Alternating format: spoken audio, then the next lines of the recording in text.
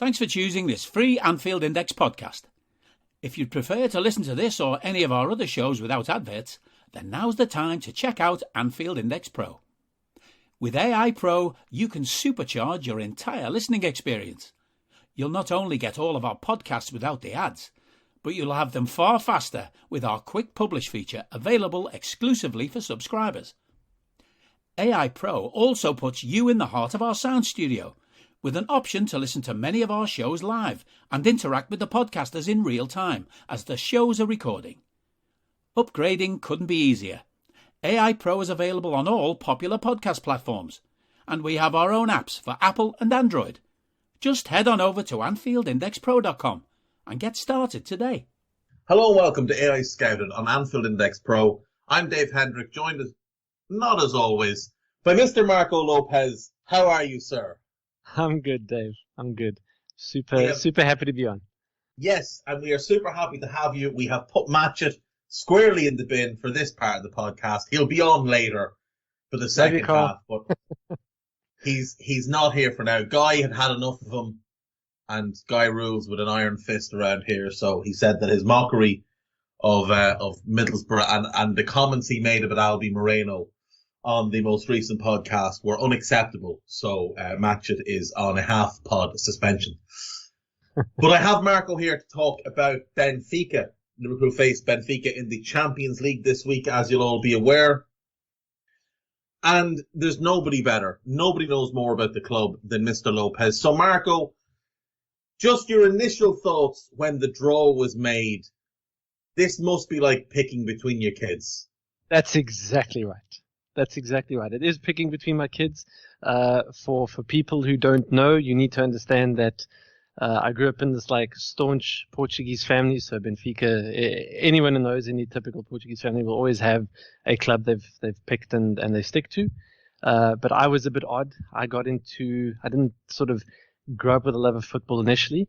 There's only one club that can be blamed for actually making me fall in love with football, and that's the other team I support. So Liverpool sort of got me very much to fall in love with football, to the extent that then, whenever these two bump into each other, 2006, 2010, I hate it. I hate it with a passion. So when they were drew, the funny thing is I wasn't even watching the draw, and then all of a sudden my phone blew up. And when I looked, this is all Twitter and Discord, I thought, great, this is exactly what I didn't want. Yeah, I think for most Liverpool fans, this is one of the draws they were looking at. Objectively makes sense. Yeah, of course, yeah. Because, if we're being honest, Benfica and Villarreal on paper are the weakest teams left in the competition. But for me, I really wanted this draw, not because I view Benfica as a weak team, but because they're a European giant. Like, when people talk about the biggest clubs in Europe, Benfica rarely got mentioned anymore. But this is a 2-time European Cup winner, 37-time Premier League winner, the biggest club in Portugal, an enormous global fan base. Yeah. It's just that the Portuguese league, for weird reasons, is disrespected, despite the fact it's a better league than the French league. Yeah. And despite the fact that Benfica earned their status among the elite, as did Porto and Sporting, to their credit, by actually winning things. Whereas 100%. A club like PSG, they bought their way to the elite. Benfica and Porto earned it the right way. And for me, whenever we play either of them, it does excite me, because I think they are both European royalty. And that's why it's exciting. It is exciting, and I think also when you look at, I have to give the Ajax a hell of a lot of credit. I don't know if people got to see it, but when Benfica and Ajax got drawn together in the round of 16, there was such a wonderful touch that the Ajax social media team put together around, how there's this lovely ad. You've got these two fans sort of facing up and listing all the achievements and all the legacy and, all the legends. And, obviously you draw the comparisons around all the different things that both clubs have done. It was a lovely touch. So it's a matter of unfortunate economical circumstance, I think, that fundamentally puts these teams where they are. Because make no mistake, like without those PSG millions, with all due respect to PSG, what other French league side would you be talking about? Yes, you've got Lyon punched above their weight in a couple of years, make no mistake. Monaco reached the Champions League, last final was the one against Porto, ironically, in 2004. Yeah, so it's not, the comparisons aren't actually dissimilar. I think just, France by virtue of PSG plus a couple of other things sort of gets a little bit more credit than maybe it's due sometimes. I can tell you that all the Portuguese media on Twitter, for example, will never make light of the fact that Portugal's on a coefficient level, is always very close to France, has been ahead in times, and yet when people talk about the big five leagues, Portugal's never mentioned. So it's good to hear you give it credit, Dave, because there's a lot of Portuguese media who would sympathize with your words. I would much rather watch Portuguese football than French football. I think French football is seen as this hotbed for talent, and rightly so. Yeah, agreed. So is Portugal. Like, think of the top teams in the Premier League. Look at Manchester City, top of the Premier League, and there are 3 of their most important players are Portuguese. Liverpool, Diogo Jota. Manchester United, Bruno Fernandes. Even, you go a bit further down, like you've got Wolves with their massive Portuguese influence. Yeah. The level of talent in the Portuguese team, and we were talking about this before we came on air, one of the reasons that the Portuguese aren't taken or given the respect that they deserve is because they're being held back by one player who egotistically won't retire, but he is damaging the prospects of the team, because when we look at what Portugal could have, it's all ruined by the fact that he is going to be there. Can we qualify this a little bit? Because, a lot of people might sort of effectively say things like, because yes, they can look at Ronaldo's scoring record and say that, he does all these things. I need to stress at a national team level, because that's a layer that I look at. Otherwise, I do not like this guy for obvious reasons. The reality is that Ronaldo, it's more the impact that he has on other careers around him. I look at someone like, let me pick on a couple of the players that he's keeping sort of on the shelf now. Players like João Felix, who, yes, okay, biased with the Benfica element, but João Felix is a super talented kid. He needs game time to develop. People like Gonçalo Guedes are not even in the frame because, there can't be any room made for him. Then you and look at years past. I look at someone like Andre Silva, who I don't think is a terrible 9. But I certainly think that a lot of what the roles that he could have occupied in national teams in the past have been underplayed by the fact that, here's the first name in the team sheet. Now everything has to be picked around him. And it doesn't always work. It doesn't always cycle together, because he also doesn't necessarily fit the way that some of these other players work around him. So it's very, very limiting when you look at the talent pool that they have, which this is the most talented set of players that Portugal have actually had since that golden generation that's often spoken about. If you really look at it carefully, it's that good. I completely agree. And, I look at someone like Rafael Leao, one of the most exciting young players in Europe. Yeah. Not getting the game time. João Felix the same. Those two and Jota as a front 3 would be spectacular. And midfield comprising of Bruno, Bernardo, Paulinho, Ruben Neves, Renato Sanchez should be as formidable as anything going. And obviously there's some real promise in defence with the likes of Cancelo, Ruben Diaz, Thiago Jallo, and a plethora of good right backs, plus Nuno Mendes, the spectacular young left back. Yeah. And I didn't even mention Pedro Goncalves from Sporting, who's sensational, Pedro Neto, Trincao. There's so much talent. And yet, because Cristiano wants to do his thing, and look, he does score the goals, he does win them games, but are we sure they wouldn't win those games more comfortably without him? Because I look at Manchester United and I look at his performances for them, Juventus and Portugal over the last, say, 3 years, and I've termed the phrase, he's arsonist and fireman. Yes, he rushes in to rescue everybody with a last-minute goal, but the reason they need that last-minute goal is because his team has been playing with 10 men up until that point. Yeah. And we've seen him throughout his career from Manchester United to Real Madrid to Juventus and back to United and with Portugal have a negative impact on players who play with him. Bruno Fernandes is not the same player with Cristiano as he is without Cristiano. With Cristiano, he looks like he's put his boots on the wrong feet. Without Cristiano, he looks like prime Frank Lampard. Bernardo, with Cristiano, looks like a small child retrieving the ball for a professional. Without him, he looks like one of the best players in the world. And you can go through a whole bunch of them. The one I love Jota because he doesn't care about Cristiano. He is going to do his thing. And Cristiano gets really angry with him, and I love it. That's that's also I think some of the elements around this is some of the character also that Jota has. I think which is probably why, for example, he fits so beautifully into the Liverpool scheme as well, because there's just a certain directness of thinking which we can appreciate. It's I hope it lasts though, because I tend to think Ronaldo's influence over the national team has been. It's been lamented somewhat in recent years, and I just hope that, because as we'll discuss with Benfica, for example, it's things off the field that unfortunately often have a lot more importance sometimes than they should. Yeah, 100%. 100%. Right, let's talk about Benfica, and I want to start with your academy for 1 second, because I have some questions here.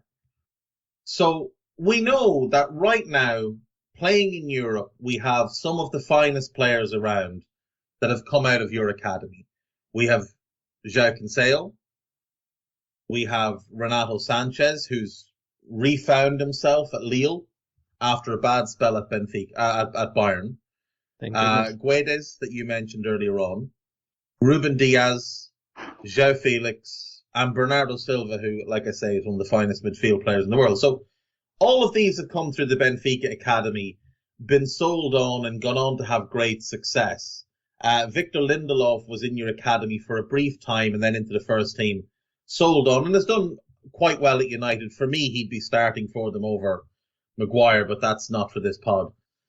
But there's 3 names I want to give you, and I need you to tell me why these players have not gone on to the levels that their talent suggested they would at this point. So the first one is Ferreira, the central defender, currently on loan at Ajax Split in Croatia. How has this happened? Because when he broke through, he was more highly regarded than Ruben Diaz.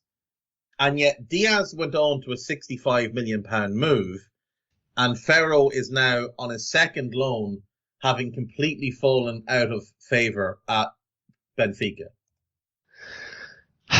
Ferreira is one of those guys who I think is he probably is very much one of the victims of the instability that you've seen in terms of the coaching setup, this revolving door that's happened at Benfica the last sort of 5-6 years. Because effectively what you've had is this sort of tension point right down to managing the end of the partnership that the great Luizão was part of. Then you had someone like Jardel. Jardel was a sort of this elder statesman. He did pretty well, but then I think Benfica tried to prolong his career a little bit too much, in my opinion. So you suddenly started sort of and remember, this always comes at the expense of other players developing. And what you've got to understand is a lot of these coaches don't always respect the development of certain young players at the expense of other results or other things that they're being told to prioritize. I mean, infamously, Bernardo Silva, who I know Liverpool fans don't like, but I mean, this guy played more minutes as a left back than he did in his primary position for Benfica. So that should give you some idea of how mishandled he was. Ferreira, unfortunately, just never really managed to string together a consistent set of results. And by the time that sort of other spots freed up, there always seemed to be someone else who was ready to take to take the position from him. Most recently now, you've seen, in this season, instead of sort of looking at him stepping in and becoming the almost like the new young successor to Ruben Dias, given his departure to Manchester City. Well, no, Benfica went and signed Lucas Verissimo, who, in fairness, has done really, really well. Benfica's hurting from the injury that he sustained at the beginning of the season. But then you look at Young Vertonghen preferred and Nicolas Otamendi preferred. That's unfortunately, I think a lot of that is an indictment on the development of the players and the players being able to sort of kick on. So I think the lazy answer, Dave, is it's kind of half the player, half the development that he's not been given. That's a very fair answer. I'm glad you mentioned Verissimo. He's a player I do like. I was surprised that he took so long to leave Brazil, because he's been very, very good since he was probably 19, 20. And he was 24, 25 by the time Benfica took him in. The other two, both midfielders, and when they each broke through, they were very, very highly regarded and seen as the next big thing. Like, after Renato was Gedson Fernandes. Yeah. And he's now, I believe Besiktas have bought him, but they can't register him yet, so he's on loan at some club whose name I can't pronounce. And the other one is Florentino Luis, who, this kid was to be like Kante 2.0, and he's now on loan at Getafe, who have an option to buy him for a fairly favourable price. Again, is it the club? Is it the players? Is it the lack of a pathway to the first team? What is it that's caused both of these massive talents to just stagnate so early in their careers? These two are frustrating for me, and they're part of a sort of a general theme around. You and I, like throughout our Twitter friendship, have always lamented our enjoyment for important midfielders, right? So Benfica is no different. I maintain some of the best Benfica sides. It's always been characterized by these really good midfielders. Think Nemanja Matic at his peak, Axel Witsel in his early days, Enzo Perez when he made that unusual but very successful switch into central midfield. So when these guys were out of the way, you suddenly thought, okay, cool. Florentino and Gedson are going to be able to sort of kick on, get into the position to now sort of elevate and stand themselves, much like how Renato Sanchez did as well. I want to try and blame the players as much as I can, but I can't, because I think that, when I think of these two players in particular, they've just always been cycled. They've never played one position. They've never been able to really own, well, you're a 6, you're an 8. You're a box-to-box, you're a regista, you're a destroyer, whatever the case may be. They've never really been able to settle into one specific role. That's the first point. The second point is, and you'll see this, unfortunately, if you thread a needle carefully through some of the sales that Benfica have made in recent years. My favorite one to tell the story is Danilo. There's a Brazilian kid, defensive midfielder. I want to say Benfica got him from Braga, I think. But anyway, he gets signed by Benfica. He maybe plays a couple of games. He bizarrely plays one half of a game between Benfica and Sporting, and then, like, literally that week got sold. And Benfica fans are totally puzzled by this. But it's those kinds of tactics that often happen with players who you sort of almost look that Benfica wants to prioritize for the shop window.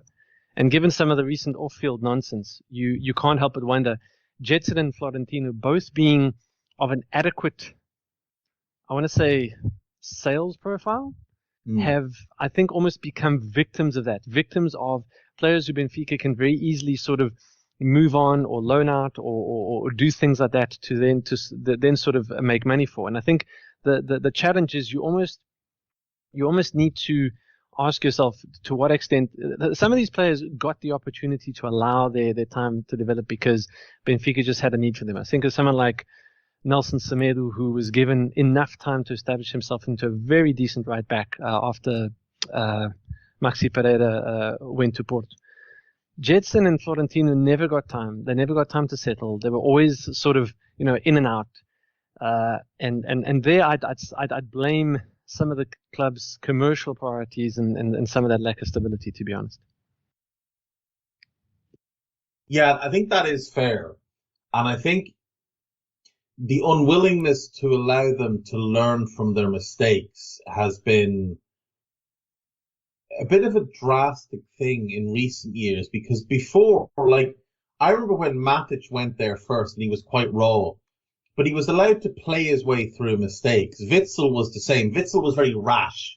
Yes. Witsel would lunge into challenges and was a bit reckless. But Benfica coached that out of him. Whereas with Florentino and with Jedson, it didn't seem like they were willing to do that. Now, obviously, different coaches, different approaches. I think Danilo Barbosa is the midfielder you're talking about. That's the one. Yeah, that's him. It was from Braga. So, funny story. Liverpool thought they had him signed, and there was just no way to get him a work permit. So that's how he ended up at Braga to begin with back. I think Liverpool tried to sign him in 2013. Yeah. And it was in 2014 he went to Braga, and then I think a loan, and then went to you guys. And I want to say he's currently playing in Brazil. I think so, yeah. It was a bizarre situation. Palmeiras, maybe? But yeah, he's a very, very talented midfielder, but yeah, unfortunately one that sort of bounced around and never found the right situation. Let's talk about Benfica now then, and what the situation is with the team now. So, if we rewind a couple of years to the 18-19 season, Bruno Lage takes over mid-season and leads Benfica to the league title. He's then fired the following. He manages the second year, they finished second, and he leaves. But that's the COVID year. So he didn't manage the full season, if I'm right. He left just after football restarted, wasn't it? And then Verissimo takes over as caretaker till the end of the season. Then we get 2020. Summer of 2020, Jorge Jesus comes back. The return of the king, a guy who's had great success there before. He's just experienced great success in South America. This is it. Benfica are going to be back, and they're going to go big. So they do go big. They spend €104 million on Pedrinho, Gilberto, Jan Vertonghen, Everton, Luca Waldschmidt, who was a disaster, Darwin Nunes, Nicolas Otamendi, and Lucas Verresmo, who you mentioned, arrives in the January. They do make a couple of big sales that cover a lot of this. They bring in 74 million in sales, mostly through Ruben Diaz, but it's still a 30 million outlay, which for Benfica at this point is substantial. Yeah. But they finished third in the league, well behind Sporting, and it's all a bit embarrassing for them. This season, they don't spend massively in the summer. Gil Diaz, Yaremchuk was the big signing that came in, with Luca Waldschmidt sort of as the big signing going out. They also sold Pedrinho after one season, and Nuno Tavares joined Arsenal, and he's looked fairly good for them. So you make a decent profit. But it's still Jorge Jesus, and it's still going to be, the Jorge Jesus show. But then behind the scenes, things really start to fall apart. The president is indicted. Rui Costa has to take the reins. Then he has to sack Jesus come December. And Verissimo finds himself dragged back in to be manager. And it's all a little bit chaotic. And again, you're in third place in the Portuguese league, and you're a little bit cut adrift of the top two, and not really in the mix to win those that domestic title. You lost the League Cup final to Sporting, and you went out of the Portuguese Cup, and it's all been a little bit disappointing. What's that been like as a Benfica fan? Because that's a lot. That's a lot to pack into a couple of years. It's worse than that. So, but if you speak to Benfica fans, they will not so affectionately. I don't know if I like the reference, because it might seem a bit odd, but they speak about those years back in the 90s and early 2000s as Vietnam, because of some of the challenges on and off the field. And a lot of Benfica fans are describing this as a new version of that. People need to understand, if when you finish third in the league as Benfica, you may as well finish 17th.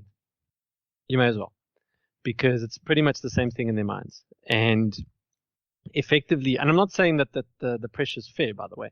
I'm just saying that's sort of the scale of how this club works. The challenge, Dave, is a lot of this self-destruction feels, unfortunately, by design from the club's perspective, and not because, if I look at Port, are they significantly better than they were 6 years ago? I don't think so. I think on paper that squad's a lot weaker. Sporting has gotten better, most definitely, but not substantially better that you can sort of look at the current league table and say, oh, well, they're that much better than Benfica. I think if you look, the fans have been quite disillusioned. There's a very genuine belief that bringing back Jorge Jesus when they did and spending all that money was purely an election tactic, because later that year, Luis Felipe Vieira gets re-elected on the back of sort of winning back the hearts and minds. But then I have a slightly more cynical view, because I go back to 2 points. The first I go back to is, under Rui Vitória, Benfica were ready to compete for a 5th title in a row. Now, that sounds very sort of arbitrary Farmers League talk, but I just need to point out, Benfica have never done that. There's only one club that has done that. Frustratingly, it's the other one. And I thought, if there was a time for Benfica to outlay and go after it and do something amazing, it was then. No money was spent. Bruno Lage, they didn't spend as much money under Bruno Lage. They didn't spend as much money under Rui. They only did that with Jorge Jesus, and it felt very much sort of disingenuously like an election tactic. Then you get the way that these guys left. Now, Vitória, I never felt was a very good tactician. He was sort of that nice guy that you bring home to your mom. All good. Bruno Lage is different. Bruno Lage, I have a lot of time for. I think I wouldn't say he's sort of an elite coach, but I certainly think there's a good mind in there. So the fact that it's just bizarre to me that he would suddenly turn into this terrible coach overnight. And where there's smoke, there's fire. When you hear about, mutant in the locker room, repeating itself with Bruno Lage like it did with Rui Vitória, you have to ask questions. And for me, the confirmation came when Jorge Jesus when he left on the 20th of December. It's because, again, the same nonsense and fire starters happened in the locker room once again. Ironically, one of the principal instigators, Bizi, has actually been moved on. He's on loan at a Turkish club whose name escapes me off the top of my head right now. But these are some of the inherent behind-the-scenes problems that the club sort of faced. And in that, only with this season, and you were talking about how do I react to the draw as a fan of both clubs. On the Benfica side of the world, everyone's like, this Champions League campaign is the saving grace, and this is fantastic. And look, now we're going to play Liverpool, and they're super nervous about playing Liverpool, by the way. But ultimately, for me, it's a bit of a strange thing, because I don't want Benfica to suddenly forget this has been a terrible, shocking, disappointing season, and serious changes need to be made. It's not Hickson Gillette levels, but it's certainly close. Yeah, I think that's very fair. I think when you look for Benfica, for a club that have won 37 league titles, the goal should be to dominate domestically. Yep. With respect, Sporting should never really be finishing above Benfica or Porto. The financial status of both of both Benfica and Porto, the quality of players that they can attract both through their academy and to the club as transfers is vastly superior to Sporting. I'd liken it to Benfica, say, as Real Madrid, Porto as Barcelona, and Sporting as Atletico Madrid. Thanks. Very, very fair comparison. Yeah, they'll be competitive, but they're very much the second team in the city and very much the third team nationally. But yet they've been able to punch above their weight the last 2 years. And a big part of it is, as you said, it's not that Porto have massively improved. It's not that Sporting have massively improved. It's that Benfica, through the decisions they've made, they've gone off the cliff. They've literally run head, and it's not even that they fell off it by accident. They ran headlong off that cliff.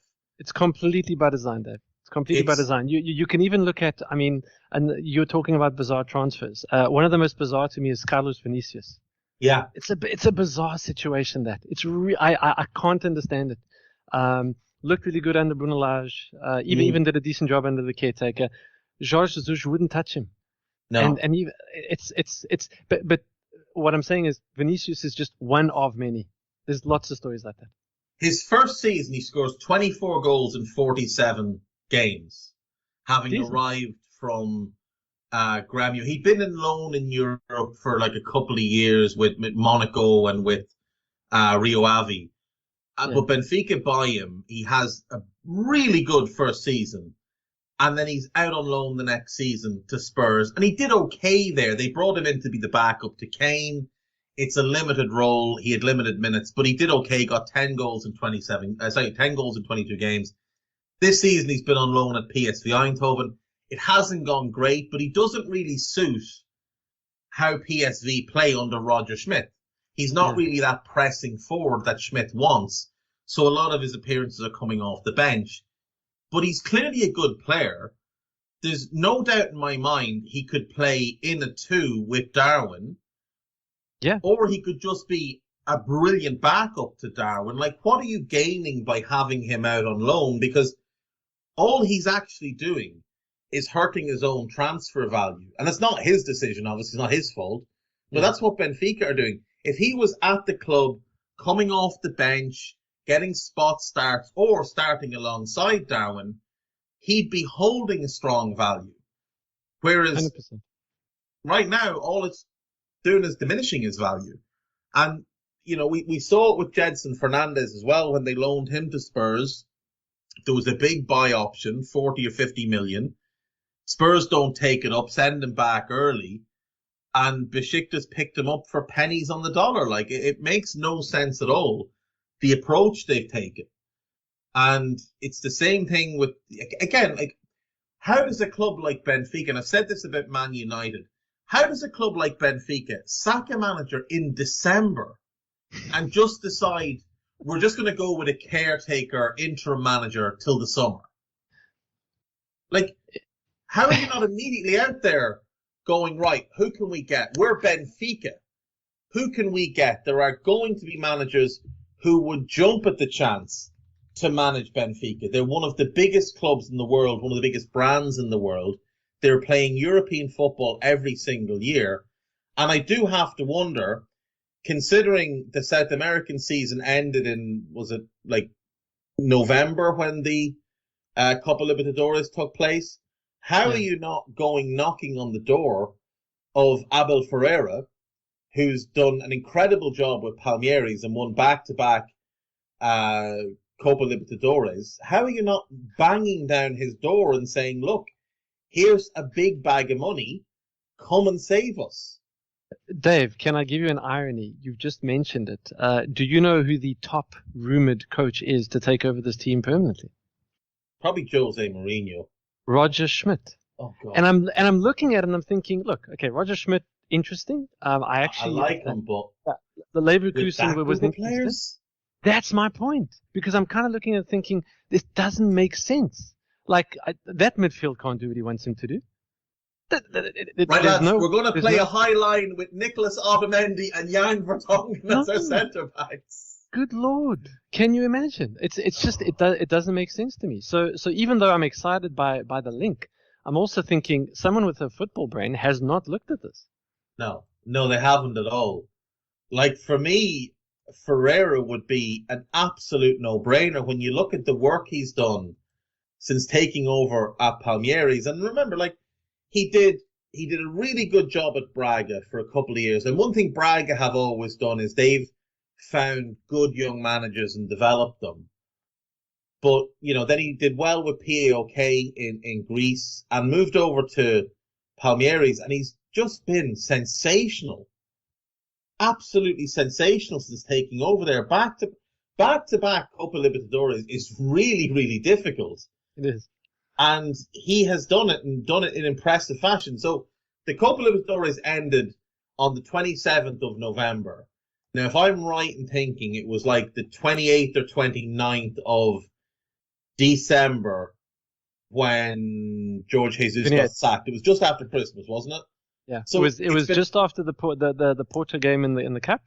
They got smacked 3-0. Then Verissimo takes over, and then they play against Porto in the league, and they get smacked another 3-0. It was a comedy. I mean, you couldn't write this stuff. You couldn't make it. But like, there's a month there where Ferreira's been off, and you don't just sack a manager based on one result. So clearly it was in the works that they were going to move on from Jorge Jesus.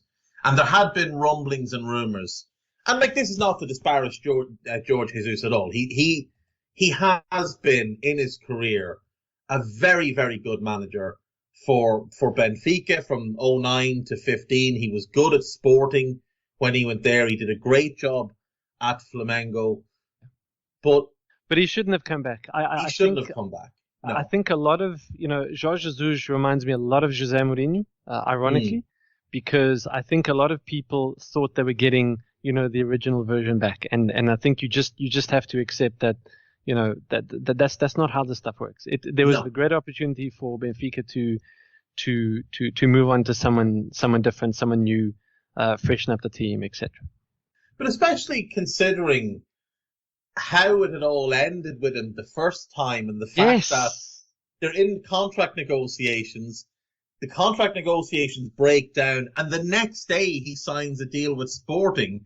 It was acrimonious. While he was talking contract with Benfica, he's also out talking with Sporting. That didn't happen in 24 hours. So, that's a manager who didn't show.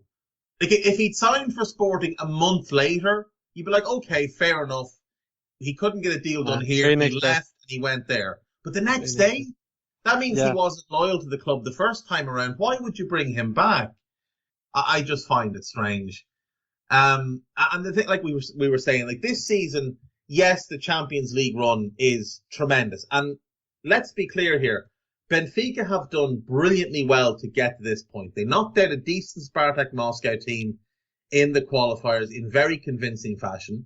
Then they beat a decent PSV Eindhoven team over 2 legs in the playoff round. With 10 men for the majority of that one leg. Exactly. And held on and just scraped the way through, but showed a good fighting spirit. 100%. Then they go into a group with Bayern Munich, top 5 team in Europe, Barcelona, not what they were, but still Barcelona, and Dinamo Kiev, who, not a great Dinamo Kiev team, but trips to Kiev and places like that are always just a little bit awkward anyway. Yeah, and Benfica don't travel well. Hey, if you ever look at a lot of their history around sort of traveling to Russian teams, they don't actually have that great a record against these sides. So I was worried about the Spartak game, because keep in mind, the previous season, Jorge Jesus had messed it up against PAOK. Yes. Ironically, ex-Benfica player Andrej Zivkovic knocked them out. The week he got transferred, it was insane. But so beating Spartak, great. Beating PSV, great. Beating Barca sucked this year. But I mean, again, I'd always say to Benfica, good. Then make sure you beat them if they're that bad. That's exactly it. You can only beat what's in front of you. 100%. It's not Benfica's fault that this is a dreadful Barca team. Or well, it was. The Barca now have improved greatly from where they were in September and November when Benfica played them. But to go to Kiev and get a good draw, then hammer Barcelona at home. Yes, they got their backsides kicked in both games against Bayern. That happens to most clubs. You get the draw at home to Barcelona, and then you beat Kiev with the pressure on, because you needed that win to get through. You went and got that win. So that's massive. And then you go into the round of 16. You get Ajax, who nobody was really keen on playing because they'd had a brilliant group stage. And they played well. They demolished teams. They demolished Sporting in the group stage. And then you guys go and draw 2-2 with them at home. That's the key result, actually. But what was really impressive to me was you went 1-0 down, you came back and got an equaliser. You went 2-1 down, and you kept fighting and got your equaliser. And then you went to Amsterdam and beat them 1-0. This is an Ajax team who'd won all 6 of their group stage games, and you weren't in any way awed by them. You didn't take a step backwards. You stuck to what was a very well constructed game plan, and credit to the manager for that, to Verissimo for that. Yeah. He had the team really well set up, especially in that second leg where I thought defensively Benfica really put in a good performance. I'd agree with that, and I think ironically, even though we sort of a lot of jokes about how slow Otamendi and so forth, I think the reason a lot of Benfica fans you'll find will be very delighted with him being in the team is because he's brought that combative spirit. It's the same stuff. I mean, Dave, you and I waxed lyrically about why we like this stuff in Luis Diaz and generally any South American we discussed. Darwin Nunes and Otamendi are the same guy in a way. Just younger, one's older. It's they're both combative. They both don't give up, and that's sort of really sort of washed over that team, especially in that second leg. The Herculean defensive effort that they managed to pull out. It was very much a snatch and grab. Let's be honest, very much a snatch and grab. But we can't. We can't sort of begrudge that. I mean, and credit to Ajax as well because they played Benfica off the park in most of that second leg. But they do that to most teams. That's how they play. So you just have to react to it and keep your focus defensively. That's the main aim when you play against a team like Ajax. Yeah. So I want to hit in a couple of current Benfica players and just get your thoughts on them. So the first one is a left back who I think is one of the 10 to 12 best left backs in the world right now. I'm honestly surprised he's still at Benfica. He's been there now 6 years. Alex Grimaldo is a hell of a player. So he's been solid. It's been a bit of like a lucky packet with him. Across his Benfica career, and I think also part of why he's not left is potentially just sort of there've been patches where his injury record hasn't really helped him. A few long-term injuries. I want to say maybe in the second or third season. I can't recall offhand, but you're talking about someone who's it's just he's sort of like a 7 out of 10 in all respects, right? Good passer, good crosser. Fairly quick. I wouldn't say he's the most extensive defender given his size, but I think physical limitations is the reason with that. He's very small. He's slight, but I think he makes up for it in many respects. He's obviously called on Benfica to be sort of a lot more aggressive in the left hand side. That's why I think by the way, I mean, shock horror. I don't think this surprises anybody, but expect that left hand channel for Benfica to be the most active on. In the week against Liverpool, but he's quite. I think especially the last couple of seasons he has been quite sort of industrious in his creativity. I am surprised he's there just because good left backs are really hard to find. Is he world class to the levels of like an Andy Robertson? No. But that next layer down, it's like a very steep drop. So you kind of again, that's why I'm surprised he's still there. If you're a top half Premier League club looking for a left back, there's not many Grimaldo you could get. Exactly. He reminds me of Leighton Baines. Yes. He's good at everything. Leighton Baines was great at set pieces. Grimaldo's not a great free kick taker, but he takes a good corner. But he's good at everything. There's no notable weakness in his game other than the physicality side of things. The same as Baines was a tenacious enough defender, would try his best, but sometimes was just too small to deal with certain things. And Grimaldo reminds me of the same. Yeah. The next player I want to hit on then is Everton. Now, unfortunate name, obviously, and quite suspect choices of haircut. But this is a talented footballer who can play anywhere really in the forward line, either side, up front, off the striker. Nicknamed the Little Onion, which I assume is because of the shape of his head. I don't really know. But he's a very talented footballer, and he's one I do enjoy watching play. I don't think he's an elite level footballer, but he's an enjoyable footballer to watch, and he is productive. To a point. I feel like, Benfica's had a few of these players, and they've gotten it right with some. You think of people like Angel Di Maria, Nico Gaetan, Salvio, who've sort of been the best examples of it. Everton's got Di Maria's versatility and position, which I think I like, obviously. And he's got the trickery, but he hasn't really been able to yet sort of illustrated into something sort of super productive. So, and when I say productive, I'm really talking about, sort of goals and setting up key chances for players. Because I think you'll find, ironically, that, in my opinion anyway, a less raw talented player in Rafa Silva is still getting, more of the goals and more of the assists. But Rafa's obviously got a little bit more speed, which helps him. The point, Rafa's though, is Rafa's also got a higher level of intelligence. Yeah.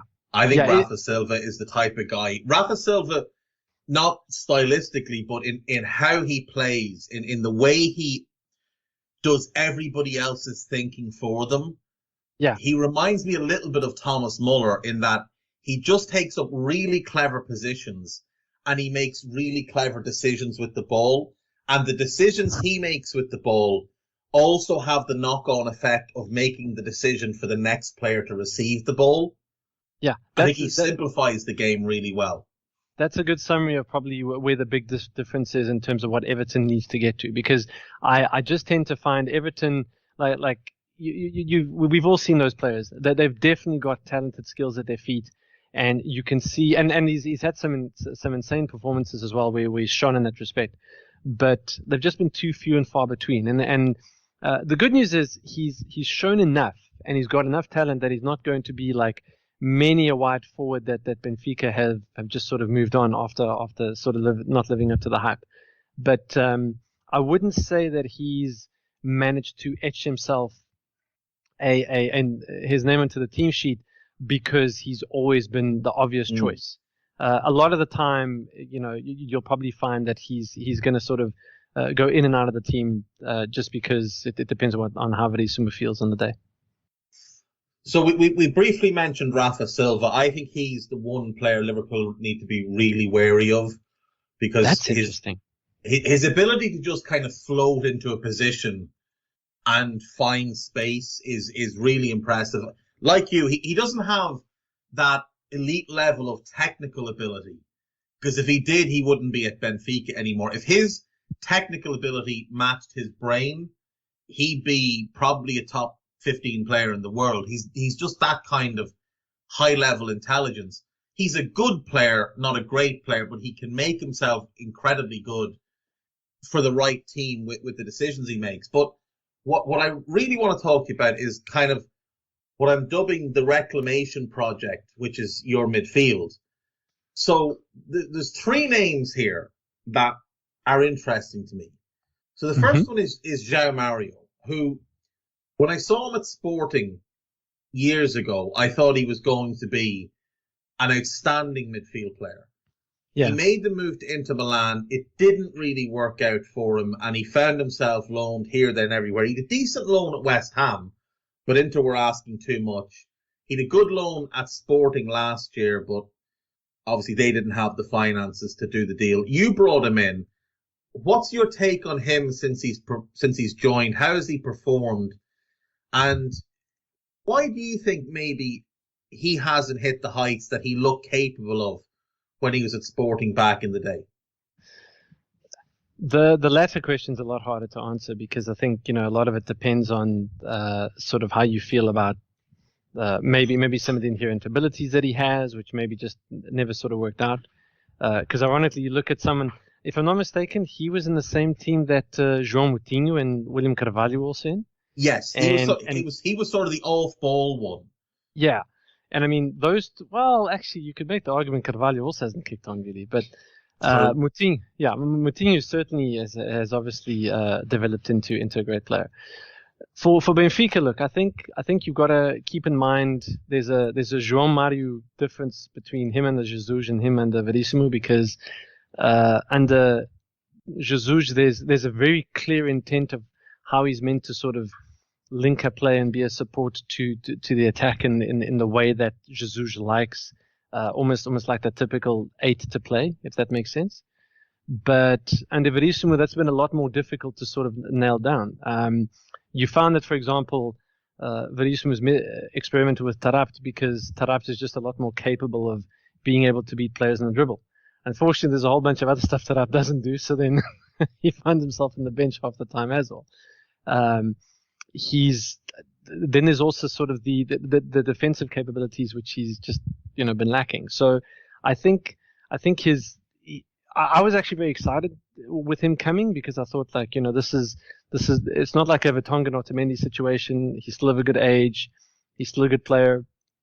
You can get a lot of his experience and he can sort of kick on, but he's not, unfortunately, been all that dominant. And I think, again, a lot of it comes down to role clarity. You also got to remember that Benfica switched from, what was it, a 3-5-2 to a 4-4-2 between the two managers, and that obviously changes things significantly because I think being in the 2 versus being in the 3 does make your life fundamentally different if you're Joao Mario. That is true. It does make a big difference to your responsibilities on and off the ball. So he is having to adapt. You mentioned Adel Trapp there, and Adel Trapp is a funny player. I mean, when Spurs signed him many years ago, back in like 06, 07, that kind of range, people thought this was going to be like an all-encompassing attacking midfielder, one of the great talents.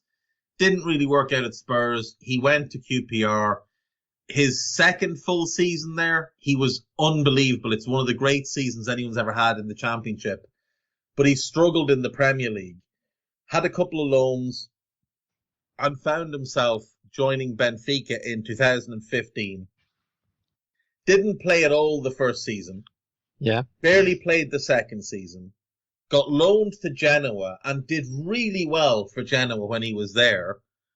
And since going back to Benfica in 2019, he's actually become quite a different player than the kind of free spirit attacking midfielder that he was early in his career.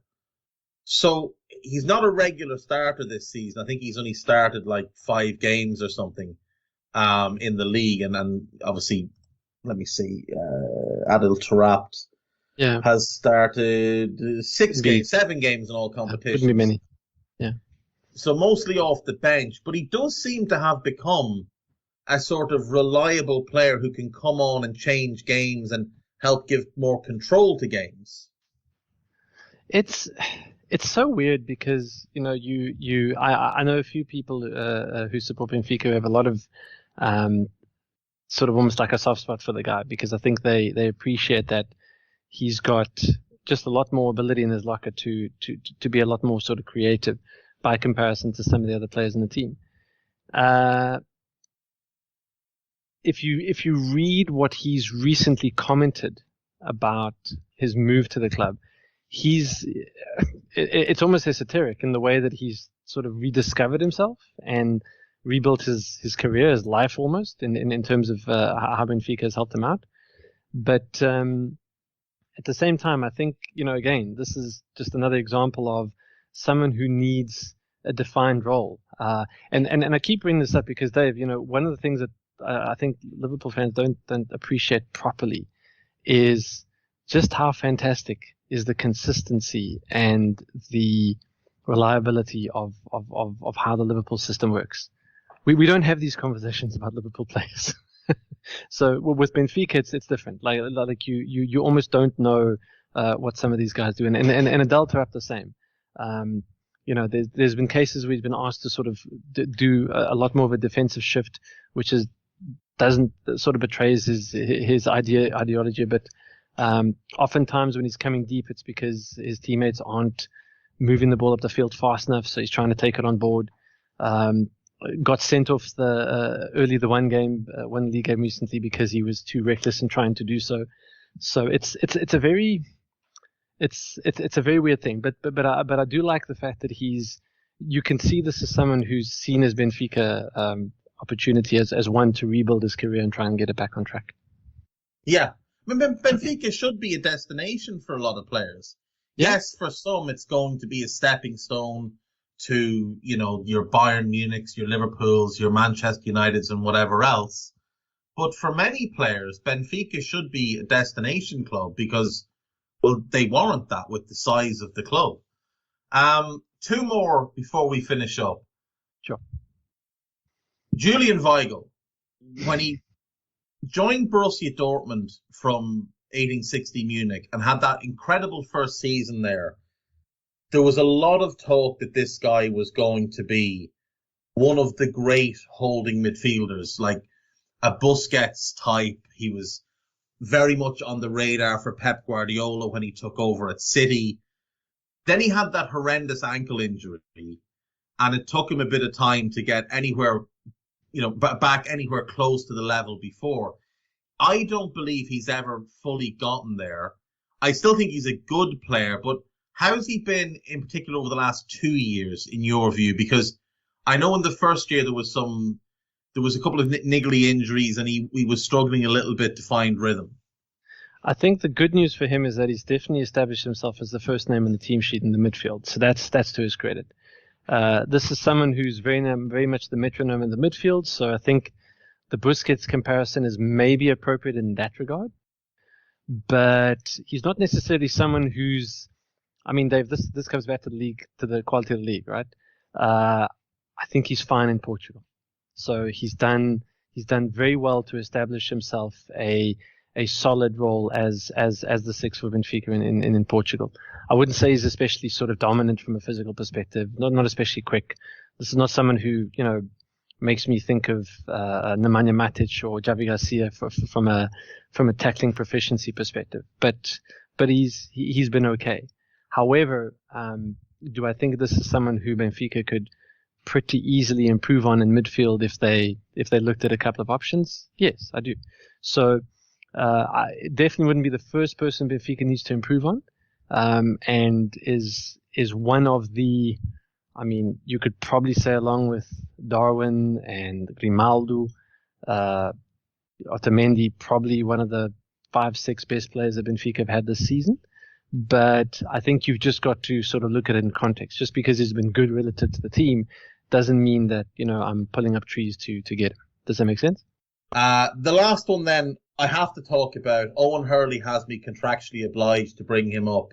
We've talked about him a little bit before, but Darwin Nunes. The guy is having an outstanding season. I think it's 26 goals in all competitions, 20 in the league. He's top scorer in the league. He's just really starting to round into a tremendous player. Yeah, I probably need to edit the previous time we discussed him, because you said to me, does he need more time? Is he ready to move? I still think he could benefit from one more year at Benfica, but I don't know if it actually makes any more sense for him to develop with Benfica per se, because I don't know if there's much more that a season with Benfica can give him, unless Benfica's, dominating the league and then winning all these trophies and doing another deep Champions League run. So in that respect, I think as long as he's going to, Benfica fans fully expect him to get sold in the summer. There's no doubt about that. Easily Benfica's best player. You can make the argument now that Luis Diaz has left Portugal that Darwin Nunes is the best player in Portugal now.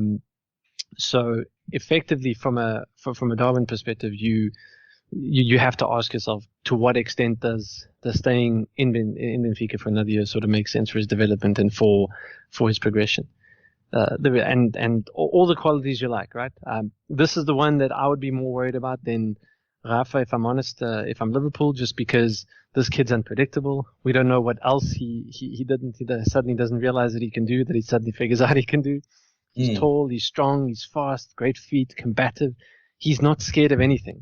This is the guy who's going to take on Virgil van Dijk, not because he can beat Virgil van Dijk, but just because he wants to try, which is beautiful. I love that. So, I think Darwin for me definitely, and it's great because when he first came in, it was a massive disappointment in the first season. Everyone was very disappointed with sort of how, they were questioning the money spent and so forth. No one is having those conversations anymore. This is a good signing. Benfica have done a good job on this one, and wherever he ends up, I just hope it's not like in a United jersey or something like that. Yeah, him ending up in a United jersey would be absolutely horrendous. And the reason I would say Rafa rather than Darwin is who will be marking them. Yes. Darwin is clearly the player who can win the game for Benfica, but Darwin is going up against Virgil and Joel Matip. My biggest worry is Rafa Silva realizing Henderson or vacating. There's an enormous pocket of space behind Jordan Henderson, And him just going, well, I'll just go stand here. You lads give me the ball and I'll make things happen from this big space here, because that fella's gone 25 yards the wrong direction. That makes sense. And him then starting to just, pick us open. But Darwin is going to be the one that can be the game changer. I mean, with his power, with his speed, his ability to carry the ball, the movement in the box, his ability to get his shot away really quickly, good at the air. Yep. I think he's an all-round threat. He's very much on my short list of players I would like Liverpool to sign this summer. Now, I know we don't play with a number 9, but I think he's the type of number 9 that can come into this team and really adapt well, because I think there's a lot more to his game than what we've seen in terms of his hold-up play, his ability to bring others into the game, his ability to drop off and just, knock the ball about, carry the ball into wide areas, create space for others. I think you put him in a better team and he becomes a better player. I think he's that type. Obviously, you're right. Last season was not good for him. But I don't think it was good for anybody at Benfica. And it's also worth pointing out, like, he was moving up from Almeria in the second division in Spain. It was his second move in 2 years, having come over from Penarol. So he'd had quite a lot of turmoil. He still scored 14 goals in 44 games in all comps. So not a dreadful return, but not obviously what you hope for when you paid as much money as Benfica did. One more piece of evidence. You've got to look at his development as well as very much of his own machination, because think about, Jorge Jesus didn't coach the side of him. Nelson Verisme hasn't coached the side of him. All this you're seeing now is just purely his development. So imagine now you give him to someone who knows what that next layer of development is. That's what makes it exciting. Yeah, that's a really good call. That's a really, really good call. I'm very hopeful that Darwin makes the right decision this summer. If it's staying, that's not the wrong decision. Staying is absolutely a good decision. If it's going to United, that's the wrong decision. Not just because it's United, but because it's United, because of how awful they are, how dreadful a job they've done developing young players in recent years, and the turmoil there. You don't know who the coach is going to be. They don't know who the coach is going to be. That's it. I don't really buy any, United want this player type of rumours now, because they don't even know who the manager is going to be. So how on earth are you shopping for a manager that you don't know? Because the 3 that they want, or the 3 that have been shortlisted apparently, Luis Enrique, Eric Ten Hag, and Mauricio Pochettino, all play different styles. The other one mentioned is Julian Lopetegui from Sevilla, also plays a completely different style. So none of it really makes sense for them to go and buy anybody until they know what they're doing. What is an outcome?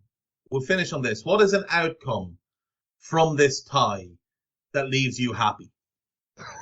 There's no outcome that leaves me happy. There's only one that leaves me relieved, which is no injuries. I selfishly, I may lean 60-40 to say I'd rather, sort of please, definitely no injuries for the Liverpool players, because they have a lot more to play for, with respect. So you definitely don't want any, sort of nonsense in that regard.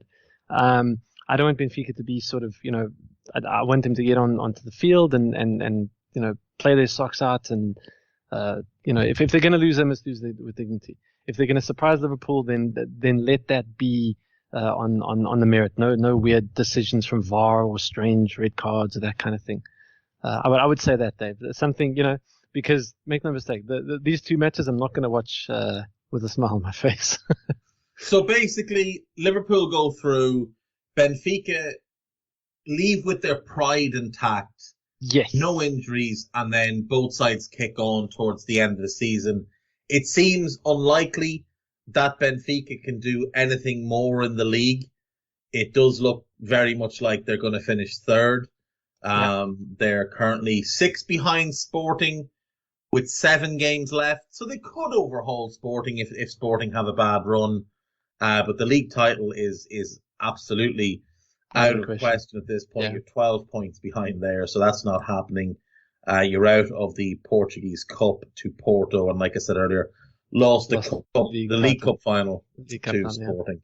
And that makes it even worse. Like that, to go out of the one cup to one rival and the other cup to the other rival, especially in a final, when those two teams finish above you, that's pretty much worst case scenario for a domestic season for Benfica. So I can accept the League Cup final, but losing in that fashion to Porto, it's just no. I mean, I don't want to speak of this, but imagine, you sort of Liverpool are not competitive against City. I think you'd be far more irritated. Yeah, that's true. That is true. You'd rather lose a close game than just get turned around and kicked in the backside. Yeah. Right, we will leave it there for today, Marco. Is there anything? Have you got anything coming up? Is there anything you want to say before we wrap up? No, just you and I were joking about it. You wanting Portugal to get a horrendous draw tonight. I'm hoping for something slightly less so, but everyone enjoy the World Cup draw. There we go. Right, hopefully we will have more Marco back on AI soon. AI is always a better place when you're about, buddy. So thank you very much for taking the time today, and I'll speak to you again soon. Thank you. Right, now that he's served his 2/3 of a podcast suspension, welcome in Mr. Karl Matchett. How are you, sir? Here under protest. I mean, I feel a bit like, one of them England internationals who doesn't get the call-up first time around and then refuses the call-up after someone gets injured. I'd have to call in FIFA then to have you suspended permanently for a minimum of 5 club matches. So that would be unfortunate for you if that did take place, Karl. And thus, I have subserviently bowed down to your iron fist, as you described, Guy, at the start of the podcast. And here I am. Well, it was Guy. It was Guy who decided that you needed to serve a suspension after your mockery of him and the abusive comments you made about Albi Moreno on our last podcast. So, you can't. There are certain lines that can't be crossed, and in Guy's mind, the Albi Moreno line is that final line that just will not be in any way tarnished. So myself and Marco have obviously discussed Benfica already, so might as well have you on now to talk about Liverpool and what you think the approach might be for this game on Tuesday night. So obviously on Saturday we played Watford, lined up with Ali, Joel, Virgil, Robbo, Curtis, Henderson and Thiago, which I thought might be the midfield, and then Salah, Bobby and Jota.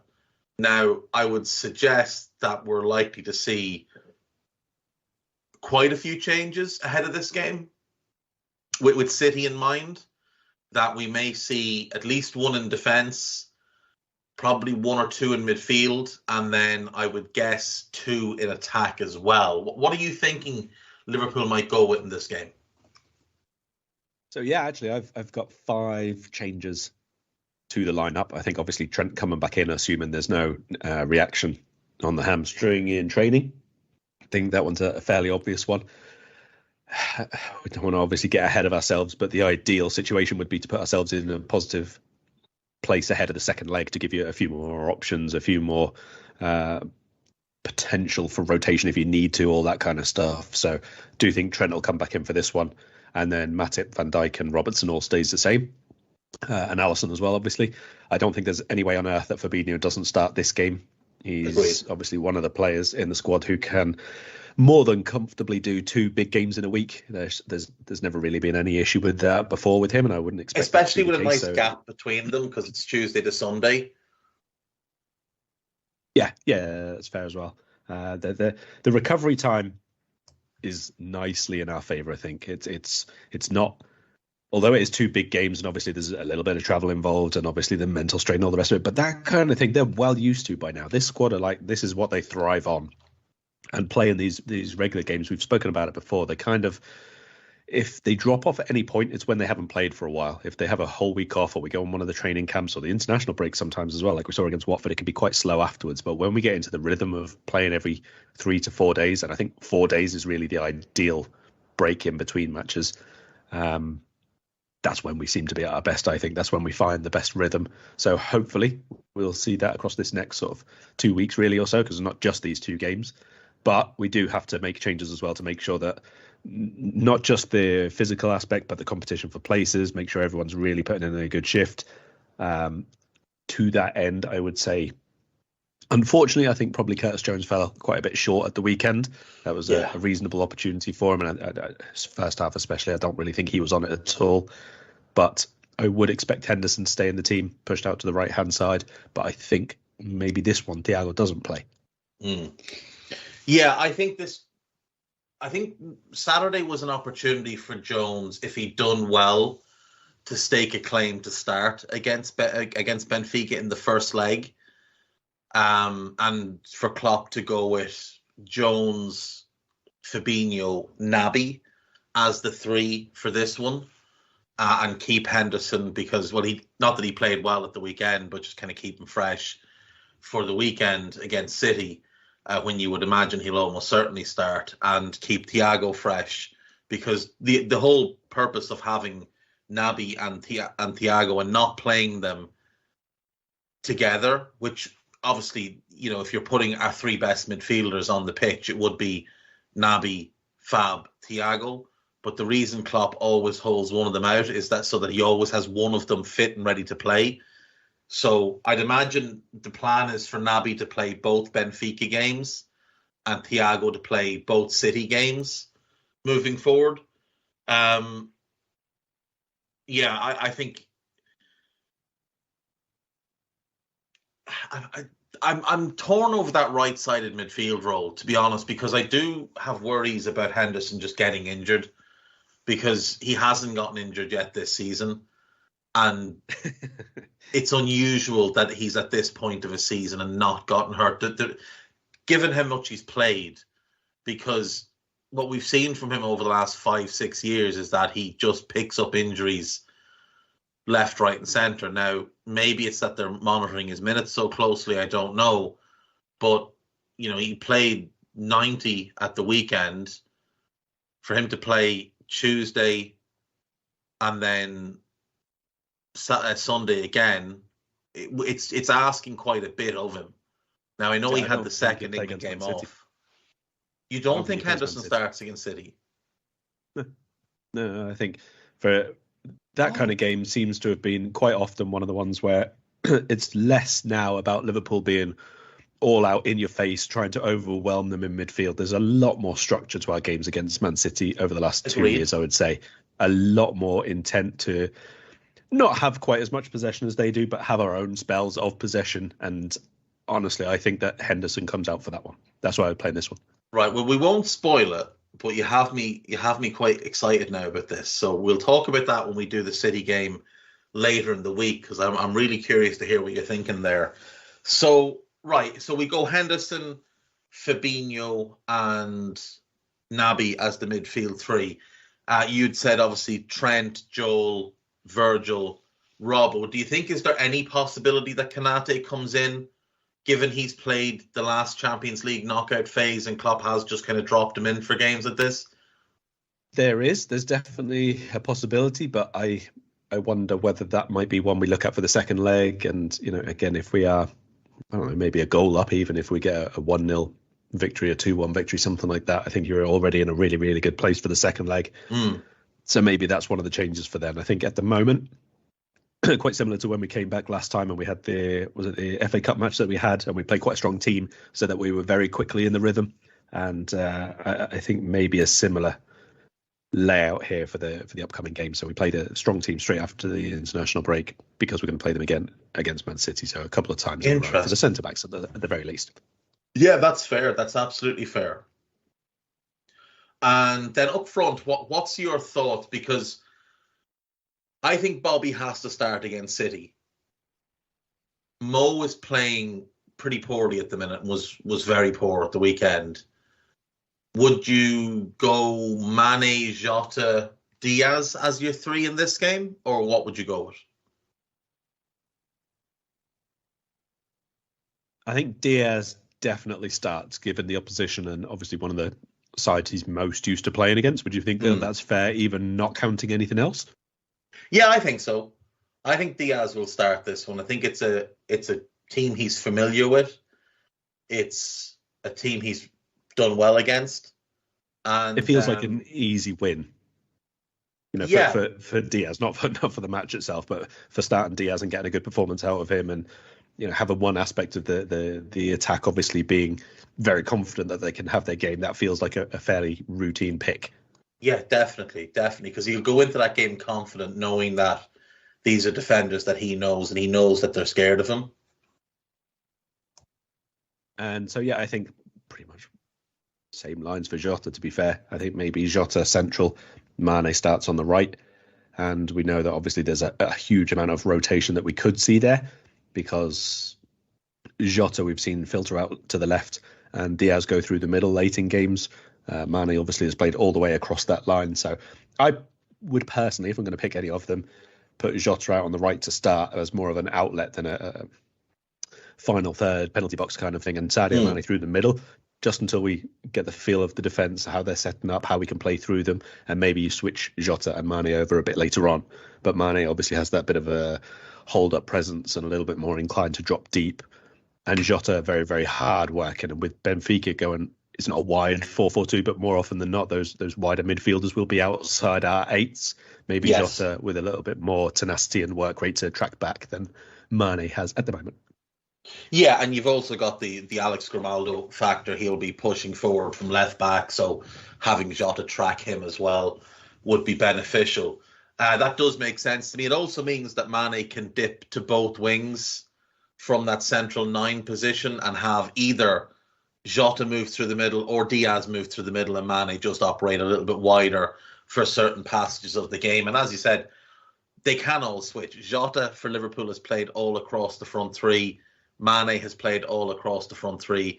Diaz hasn't played through the middle yet, but it is something he has in his locker. And there are spells in games where he does take up very central positions. He has played on the left, obviously, for us predominantly. But he did go right side in one game for about 20 minutes and look quite dangerous there as well. So, yeah, I like that. I like that front three. I like the midfield three, especially given what you've said about the City game. So I think that's a very strong team. And I think there's going to be a reaction from this Liverpool team at some point, because they haven't been great in the last few games. They weren't great against Forest. They weren't great against Watford. They were very good against Arsenal for a spell, but didn't really need to do it for any more than that. And I think this is going to be that same type of game where maybe it's only for 25 minutes, half an hour, Liverpool really turn it on and show what they can do. And if they do that, they can blow this Benfica team away. The gulf in quality should be there. Yeah, overall, I think so. But while that can definitely happen, I think we need to focus too much on it. We don't need it to happen. We could do the exact same as we did against Forest and Watford in each of the two legs and go through very, very comfortably. Not with a dramatic scoreline or massive highlights reel or anything like that, but we go through, and that's all that really matters, isn't it? And I wouldn't be surprised if we take the exact same approach and play the exact same way and get a very, very similar scoreline in the next 4 matches. And if we do that against Benfica and Man City, and we win all of them by the odd goal, or draw and win by the odd goal, we'll be in a very, very good position. Yes, we will. If we do that, we will come out top of the league in the Champions League semi-finals and in the FA Cup final, where hopefully Crystal Palace would await us rather than Chelsea. Although given how Chelsea performed against Brentford at the weekend, I'm not sure you'd be all that worried about them either. No, my thinking is if we can put this one to bed in the first leg, it just does make life a lot easier for us between those two City games. Because it would absolutely be ideal, yes. Yeah, like if we could go and beat them by 2 or 3 clear goals and just have it, done and dusted, Klopp can rest more players in that second leg. And you've also got the fact that City will be playing at Letty. That's going to be absolutely horrible for them. That's not fun at all. No, I mean, obviously the ideal situation here is they're in an absolute war and it's a proper battle for them, both legs, maybe even goes to extra time because, there's always the chance that Atleti properly full on Atletico and don't concede or only concede one and have that chance to score a goal themselves. But I don't think we worry too much about that. What we could really do with is making sure that all the movement that we have, all the pace that we have, all that rotation of positions that we're talking about in attack absolutely flummoxes Otamendi and Vertonghen and makes the use of their I'm going to describe it as a rather wide turning circle these days and an overall lack of agility. I think if we do let the game sort of not drift as such, but we just do the controlling thing that we've done, I don't really expect it to get to that 3-0 scoreline because they'll sit deep and that's when they're best, obviously. You know, they will try and pack out that area in front of the defence. Julian Weigl doing probably a lot of protective work and Vertonghen and Otamendi perfectly fine in terms of clearance after clearance after clearance and all that kind of stuff is okay for them.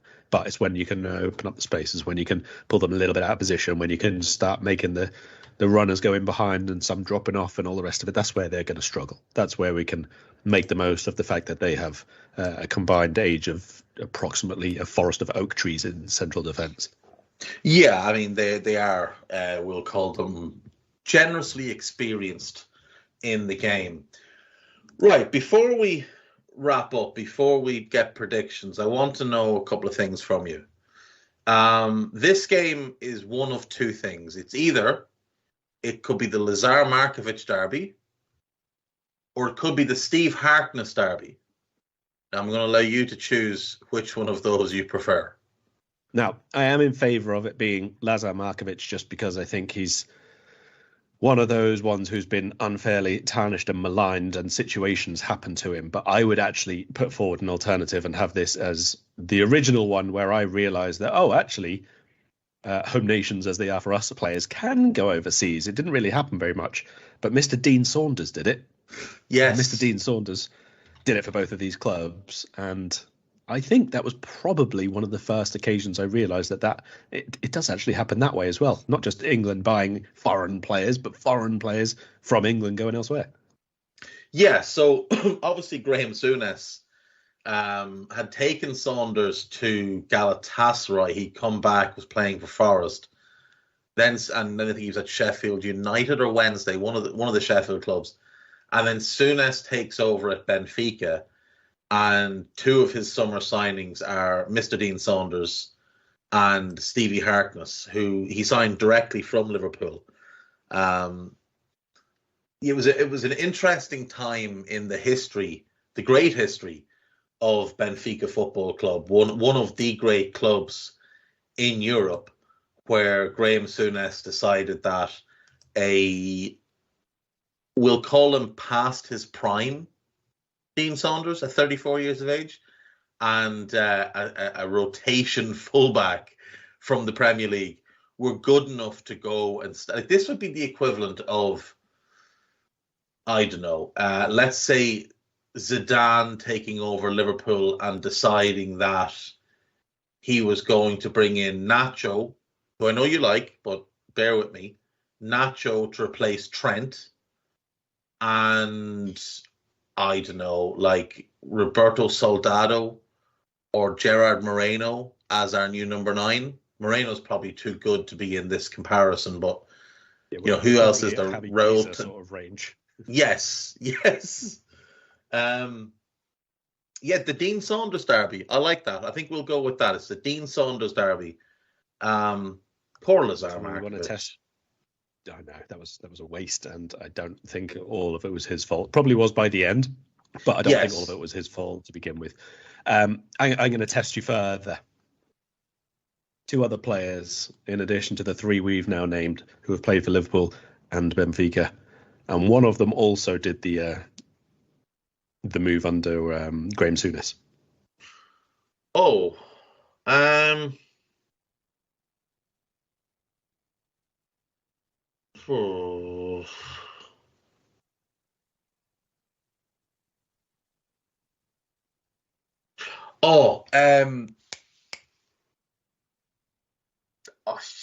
Michael Thomas.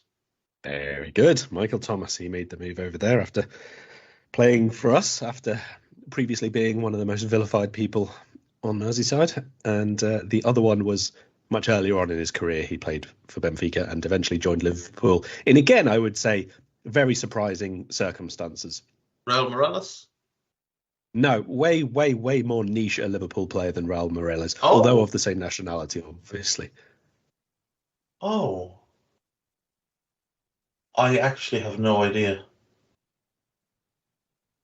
I'm trying to think of Portuguese players who've played for Liverpool. You know, there was a spell for Raul Morales where he was probably more known for quite bizarre hairstyles than his actual footballing ability. Yes. Well, that goes for this guy's entire career. Bizarre hairstyles. Hmm. Abel Xavier. Also, there you go. Abel Xavier, the other one. Yes. Abel Xavier. The world's most bizarre hair and beard combination. And the fact that we were actually a very good team at the time and decided that we needed to sign him from Everton is just so weird. And the funniest thing that I remember about Abel Xavier is he was being interviewed on, I want to say it was Sky Sports News, like the day or 2 days before the transfer went through when there was loads of speculation. And he was stood outside Everton's training ground about to get in his car. And all you can hear is somebody screaming, "Don't leave, Abel, don't leave." And the camera panned round, and Gaza is hanging out of his upstairs window, waving at him frantically, telling him not to leave. That's the only thing I really remember about Abel Xavier's Liverpool career. Magnificent story. Right.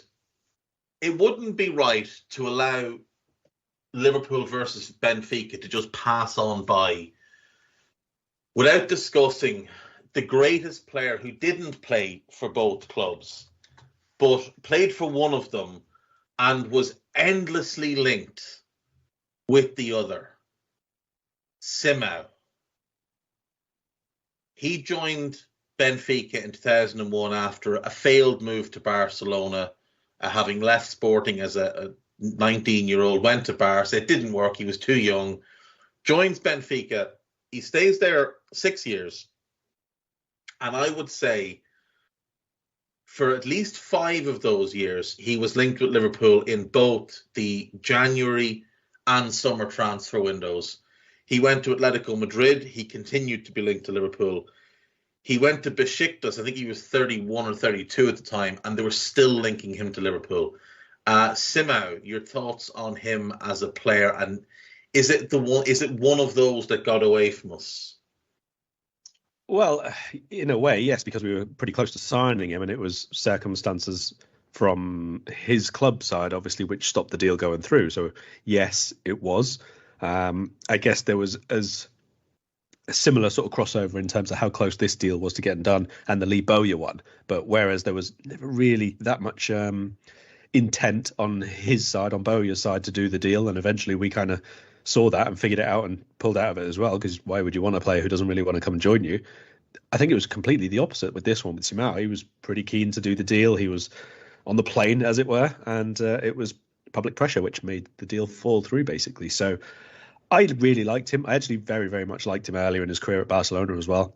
There was a crop of really young players around the similar sort of time at Barca who were like Gabri. I don't know if you remember him. He was like a right winger and a wing back that they used him for a while. Fabio Rockenbach was coming through similar sort of time. Simão, Giovanni was there around that time as well. And all of these players were really, really talented, and it didn't really quite work with how Barca were at the time. This was not at the time of, all the La Masia talents coming through and being this was pushed into the first team. It? Yes, yeah, it was, yeah, and it was still at the time where Barca were trying to recover from one of the best eras that they've had, and were really churning through the managers, churning through the goalkeepers. There was a period there after around just after Vitor Baia where they were like buying a new goalkeeper every year because it just wasn't working for them. And if you're doing that at the back, you can obviously imagine that this was symptomatic of the issues that were throughout the team as well. So it was a really difficult period for them to try and overcome and integrate these younger players into the side. But I did really, really like him. I only mostly saw him in Champions League football at that time, European Cup football, Champions League football at the time. And he was always a player who kind of stood out with his on-the-ball ability, with his obviously dribbling and sort of crossing as it was a lot more then, before I grew to mostly detest crossing from wingers and even wingers themselves when they were playing on that side of the pitch. But a different kind of football era at the time, and he was a very exciting player. And later on, when he was obviously a much more mature player and a more responsible player, he was a very hard worker too. He was a really important figure in the dressing room, obviously. You rarely hear too many of the fans say anything bad about him at all. And probably not the greatest goal return in terms of the attacking positions he could get in and everything. But as an all-round attacking outlet player, yeah, I liked him very, very much. Yeah, he was. He was a quality player. And it's one of them. It's just, you look back and you think, just we just won the European Cup. If we could have added him into that team and kicked on again, maybe we could have made more inroads in the league over the next couple of years. There was obviously Dani Alves in around that time, was quite close. We were linked to David Villa in around that time. There was always Pablo Aimar rumours, despite the fact that he and Benitez did not like each other at all. Who else was linked constantly in that time? Arda Turan. Was that maybe a bit later? Was Arda Turan the one that sort of replaced Semau in the every single window rumours, or was that around the same time? I feel like it was later. Just after. I think it was just after, and then after Arda Turan, it was the whole Christian Teo and... Christian Teo, I was just thinking about him the other day, actually. He's 30 now. Yeah, there was a Sevilla winger as well, who we were linked with relentlessly, who was absolute crap, but he was always linked with us and Spurs. Was he Argentinian? I feel like he was Argentinian. I don't know, can't remember. But yeah, there was always one that just would not go away. Christian Teo was an interesting one. I think he was 19 at the time, and he was like, the next great La Masia product, and all of a sudden he's just a squad player for the rest of his career. Diego Capel. Diego Capel, that is exactly who it was. Rubbish, Capel. Absolute rubbish. Yeah, dreadful. Right, we will leave it at that. Give me your prediction for Liverpool versus Benfica in Lisbon on Tuesday night. I'm not giving you my prediction until you give me one of yours. And the one that I have for you is, as of today, yes, we're back with a full squad again. Keita back in training, Trent obviously back on the bench at the weekend. We have a full squad again. Now, last time this happened, I think it lasted one game. And then we lost 2 in a week, and then I think a third one soon after that. How many games are we going to have a full squad available for this time? Well, there's rumours that Curtis Jones has a little bit of a niggly ankle, so there's that. But he was in training. But he was in training, and Joel was in training as well with a golf ball on his head. Yes.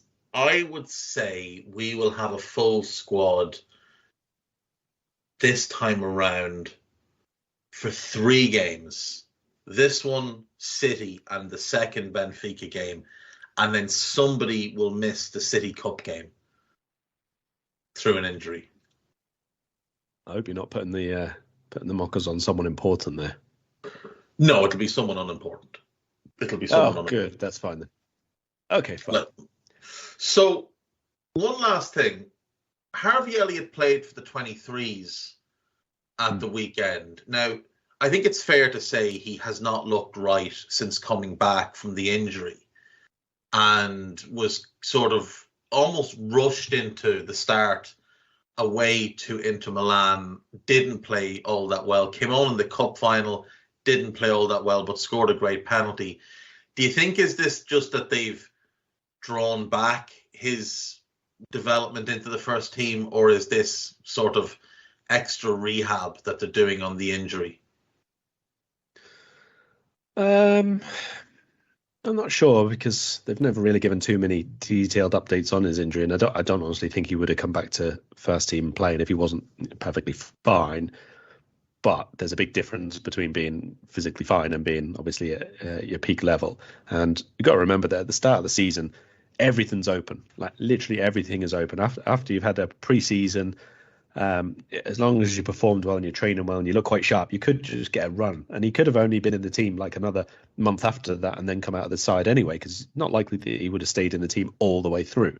Young players, they have issues with consistency, with when they have little growth spurts, and your touch is just very, very slightly off because your body's still catching up with the actual physics of the situation of your body being bigger. That can happen. That happens quite a lot in youth football, to be fair. He is still a very young player, so he's still got many of these things to contend with. But I think I would suggest that the bigger issue is simply that we're at a really, really important stage of the season, and you need your most trusted and best players, best performing players available, and you have to pick them game after game after game. I said this about 3 weeks ago. I would expect as we got into April and in towards May, for that sort of 2 months, maybe 10 weeks period, I would expect us to have a starting pool of like 15 to 16 players. That's it. And, one or two of them would simply have to fade away from that. And that's how it is, because you can't just keep rotating the whole of the squad. Coming on a sub and being in the squad and all the rest of it, yes, but not for starting, not for when every single game is like literally you will win a trophy or you will not, or you could win a trophy or you will not win a trophy if you drop points in that. It just doesn't happen. So it's quite natural that the manager gravitates towards a very, very much smaller core of starters. And, just is circumstantial that this year he's had to wait coming back. And I think that that's okay. It's something that he'll probably benefit from next season and beyond, having had a benchmark for his own performances, if you like. That's where you need to get back to be back in the team. And this is just a little bit of extra time, a little bit of extra pressure off his shoulders and all the rest of it. You haven't got to do it too quickly. We're not relying on him as a starter. He hasn't got to come back into the team and immediately be great. That's okay. Yeah, no, it absolutely is. It absolutely is. Right. I will predict for this game Liverpool to win 3-1. What about you? I'm going to go a little more conservatively, but I will go for... I'll go for 2-1. I was tempted to go 2-0, but I'll go 2-1. Maybe just a moment from Darwin or something like that. I'll go 2-1 though. Hopefully we win comfortably and Darwin shows out and Klopp falls in love with him. That would be the ideal. Before we go, there is an article on LiverpoolFC.com, the official club site. It's an interview with Simao, and it's entitled Simao, the Benfica legend who got away from Liverpool. And it's actually quite interesting. He tells the story of what happened. He was with the national team 3 or 4 days till the end of the window. He got a phone call at 5 o'clock in the morning. You need to come. We're going to Liverpool. He went to Luis Felipe Scolari, who at the time was the manager of the Portuguese national team, and they gave him permission to fly to England. He went to the office of his agent, and the president of Benfica called him and said, "We don't have a deal. You don't have permission to fly, so you need to stay." It's strange because I thought it was done, but when the president went home, he called me again and said, "It's impossible to fly to Liverpool and get a new contract at Liverpool. You need to stay because if you sign for Liverpool, Benfica fans will be angry with me." Wow. So because the president didn't want to lose face, the player was forced to stay. It is what it is. It happens more often, I think, than any of us will know. We'll leave it there, Karl. I will speak to you later in the week for Manchester City. Do you have anything coming out that you want people to be aware of? Oh, there'll be plenty of bits around the Champions League match and before the weekend as well. So next time. Right. Follow Karl on Twitter at Karl Matchett. Follow Guy at Guy Drinkle. And we will see you next time. Bye-bye. We hope you enjoyed listening to this Anfield Index show. Please be sure to subscribe to our channel so future podcasts find their way to your device automatically. There's nothing quite like fan engagement, and we'd love to know what you think of anything discussed on this show. The best way to get in touch is over on our free Discord community, where both podcasters and listeners debate the hottest LFC topics 24/7. Sign up free now at AnfieldIndex.com/Discord. You won't regret it. You can also follow us on Twitter at Anfield Index and find us on Facebook by searching for Anfield Index. Oh, and before you go, we'd love it if you could leave us a 5-star review on your favourite podcast app. It only takes a couple of seconds, and it means the world to the people who create these free shows.